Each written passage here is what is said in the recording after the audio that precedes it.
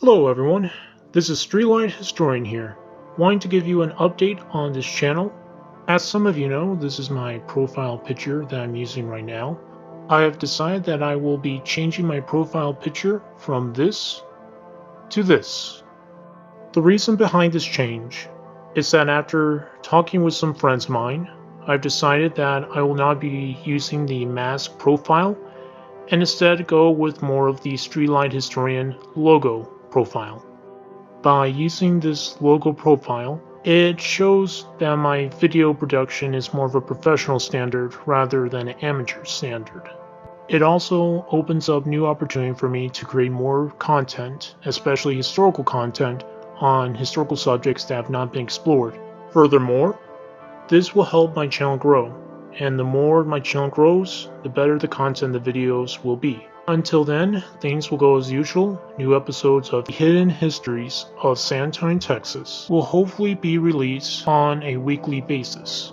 Without further ado, here's a new episode of the Hidden Histories of San Antonio, Texas.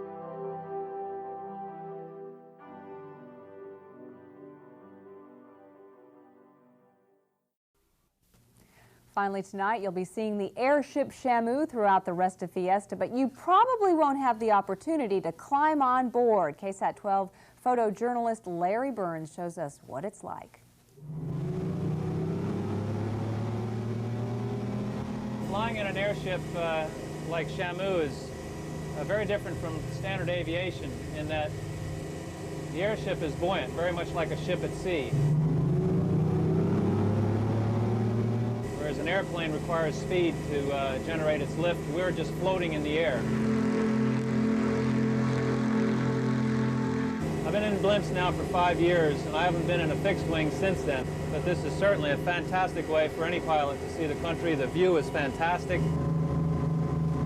We do a lot of sporting events. The most interesting thing that I find is our scientific studies that we do off the east coast of the United States. But we certainly enjoy traveling around all the cities. Here in San Antonio, we're here for Fiesta. We'll be doing a couple of the parades. So we just have a wonderful time everywhere we go. Have a great weekend. In the year 1993, the amusement park SeaWorld San Antonio, Texas revealed to the city the Shamu blimp. From 1993 to 1994, the Shamu blimp will fly around San Antonio to promote the amusement park of SeaWorld San Antonio, Texas. For the 1990s generation, this was a marvelous sight to see, but for some who have been in San Antonio for nearly 100 years, it brought back many memories of the airships that were stationed here in San Antonio, Texas in the 1920s. Today, the city of San Antonio, Texas sadly has not promoted the history of the airships that were once stationed here, making this historical event a forgotten history. Until now.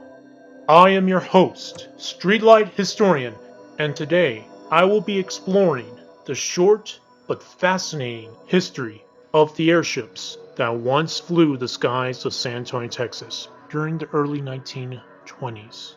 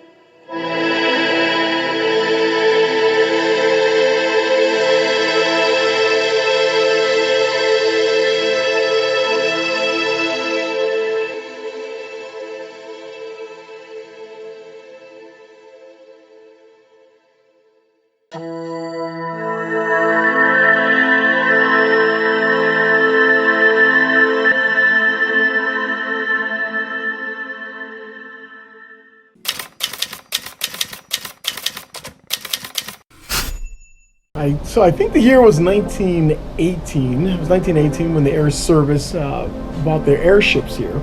And they were perfect because the primary function was observation. So we're talking a large platform. You can keep lots of people up there relatively for a long time. And so Brooks Field is where they actually built a hangar, huge hangar. It's like 90,000 square feet. And they built it specifically for the airships themselves. And they were training maintenance personnel there, pilots, of course, for it. And I think one of the birds they had there, the blimps, was called C-2. But this was also a transition time. And I say transition time because we were using hydrogen. And it was posing a bit of a problem with, we didn't know it, trial and error. There was an airship out of Virginia, a really luxurious one used by the Air Service called the Roma, I believe. I think it was called the Roma. And they replaced the engines and put these new Liberty engines on board, and it didn't last long. The keel broke.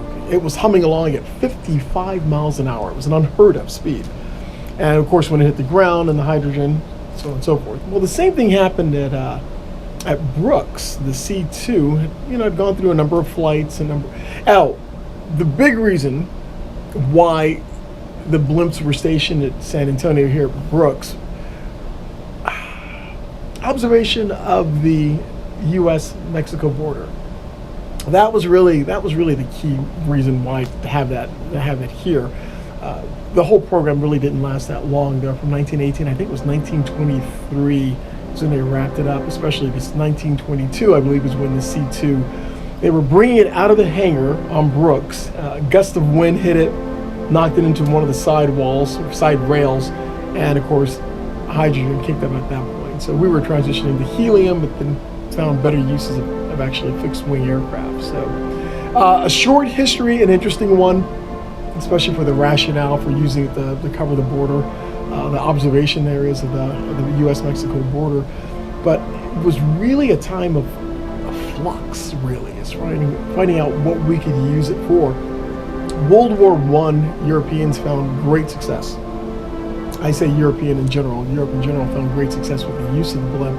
And for us, not so much really. The planes, new things were happening with planes every day, which really spelled the short end for the blimp itself. So, but yes, there is connectivity with the blimp and San Antonio, specifically at Brooks Field. So we're looking at just 1918 to 1923, but the history's there.